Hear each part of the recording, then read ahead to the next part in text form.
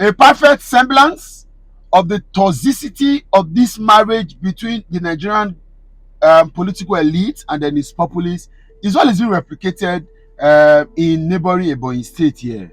Ebonyi State, the hardworking governor, Umahi, had built an airport, billions of naira, and then laudable. You cannot dispute the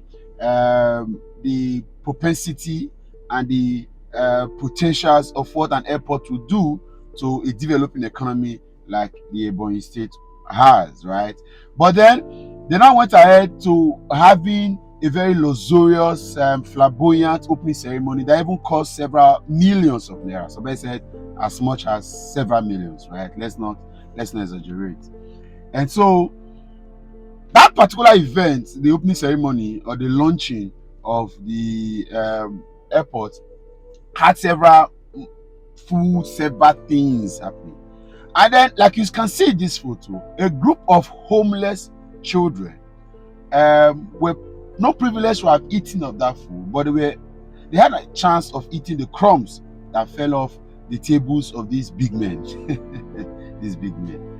And so these children went on to carry the takeaway bags, leftover food, and they began to eat. A journalist was thoughtful enough to say, okay, maybe this is a good sight of how beautiful, how lovely, how much the event actually spread across broad.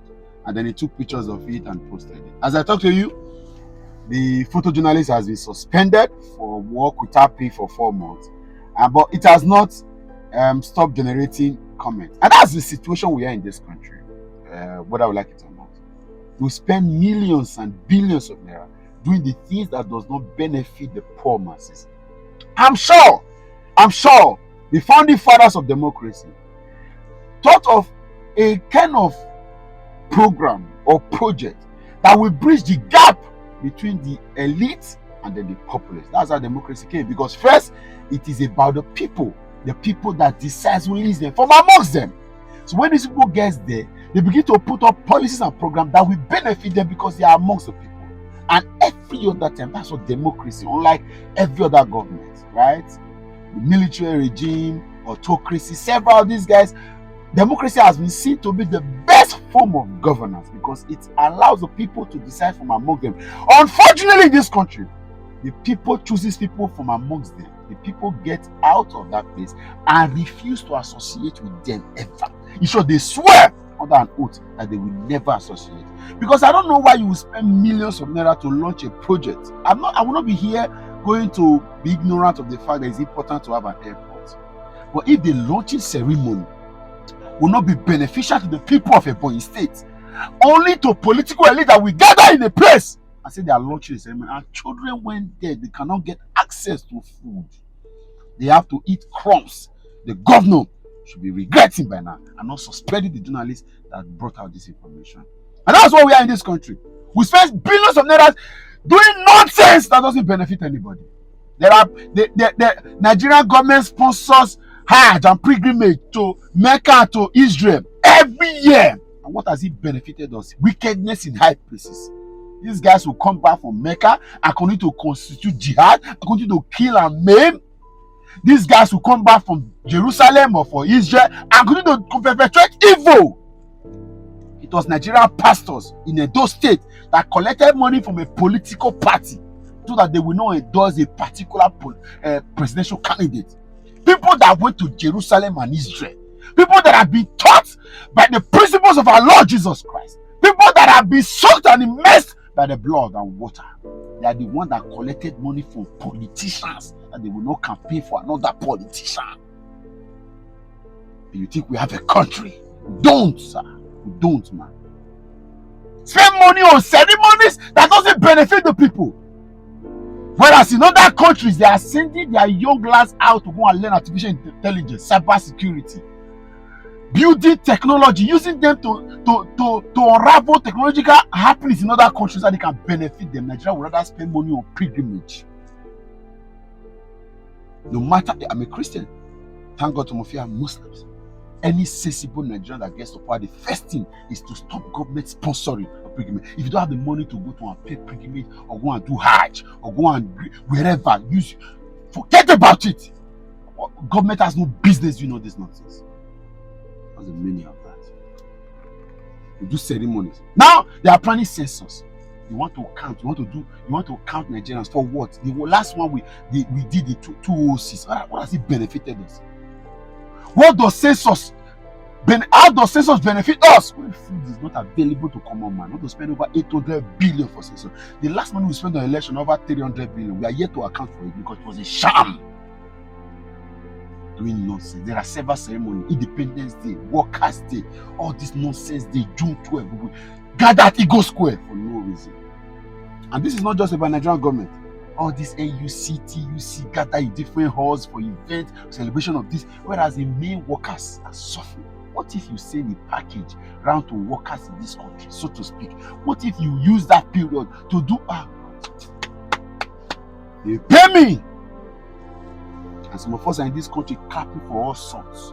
Everything we talk is politics. How did that launching ceremony benefit? If children, Ebonyi is one of the smallest countries, the smallest state in this country. Imagine if that launching ceremony was suspended or was created only for the Ebonyi people. Or we use it for political. So it is about political elite gathering. They say when 2 elephants they fight, right? Not only fight, they make grass they suffer these days. If 2 elephants too happy, grass will still suffer. Grass will still suffer. If elephants they chop, grass they suffer. If elephants they vex, if elephants they contest election, elephant only everything that the elephant does, but that's the grass. They are not the grass. It is not about the hen that lays the golden egg. We are suffering. Ebonyi. You have suspended the journalists, but you cannot suspend human sense. You will reap what you have sown. You cannot suspend this. That's a problem in this country. Federal, state, local government doing all sorts of shenanigans.